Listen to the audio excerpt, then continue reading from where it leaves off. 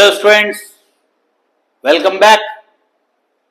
Now we are going to do one more numerical from topic moment of force means torque. यहां पर question ऐसा है, एक बार पढ़ लेते हैं. क्वेश्चन नंबर 10 है. A uniform meter rule is pivoted at the middle. The weight of 50 gram force is suspended at one end where we should keep other weight of 100. So it will be horizontal. यहां पर वो अगर horizontal की बात करता है, इसका मतलब सिस्टम क्या है, इक्विलिब्रियम में है. इक्विलिब्रियम का मतलब ये होता है कि इधर से जो फोर्स लग रहा है और इधर जो फोर्स लग रहा है, इसका डिस्टेंस के साथ मल्टीप्लीकेशन बिल्कुल बराबर होगा. यानी कि इसके अबाउट, सेंटर के अबाउट यहां से टॉर्क और यहां से टॉर्क बिल्कुल बराबर होगा. अब करना क्या है, देखो इधर अगर ये ऐसा रखें तो ये बैलेंस में रहेगा, समझिए, ऐसा रखे तो ये बैलेंस में रहेगा सेंटर में. इस समय क्या होगा कि इस ये पॉइंट से लगने वाला टॉर्क और इस पॉइंट से लगने वाला टॉर्क बिल्कुल बराबर रहेगा. लेकिन अगर ये डिस्टेंस इधर कर दिया जाए, आई समझ, और यहां पे 50 न्यूटन का फोर्स लगा दिया जाए तो इधर लुढ़क जाएगा, समझिए.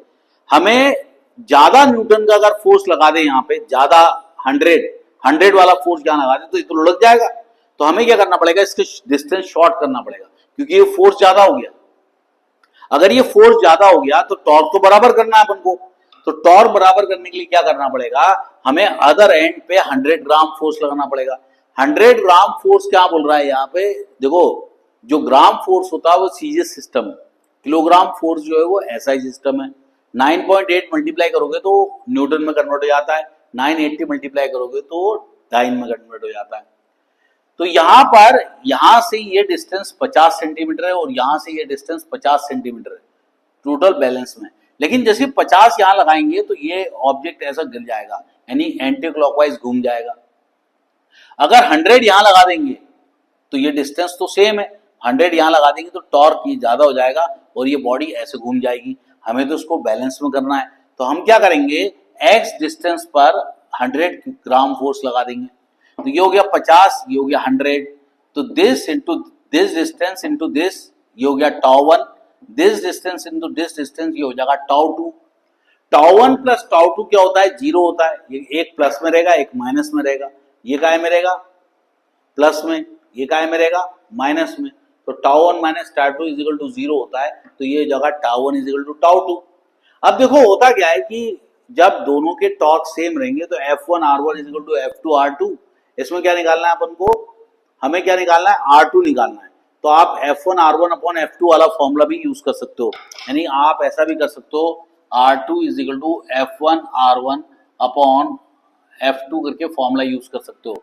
नहीं तो आप डायरेक्ट ये इसी भी तरह से कर सकते हो कि दोनों टॉर्क बराबर हैं. पहले एक टॉर्क निकाल लो, τ1 is equal to force into perpendicular distance. दूसरा एक और निकाल लो, τ2 is equal to force into perpendicular distance. ये दूसरा टॉर्क निकल गया और ये पहला टॉर्क निकल गया, दोनों को इक्वेट कर दो. तो 100x इज इक्वल टू हो जाएगा 2500, x इज इक्वल टू हो जाएगा 25 सेंटीमीटर. पहली बात, ये क्वेश्चन में उसने बोला है मीटर रूल. मीटर रूल यानी एक ऐसा रॉड है जो यूनिफॉर्म है, बिल्कुल एक जैसा है, कहीं मोटा पतला भारी हल्का नहीं है, सब एक जैसा है वो.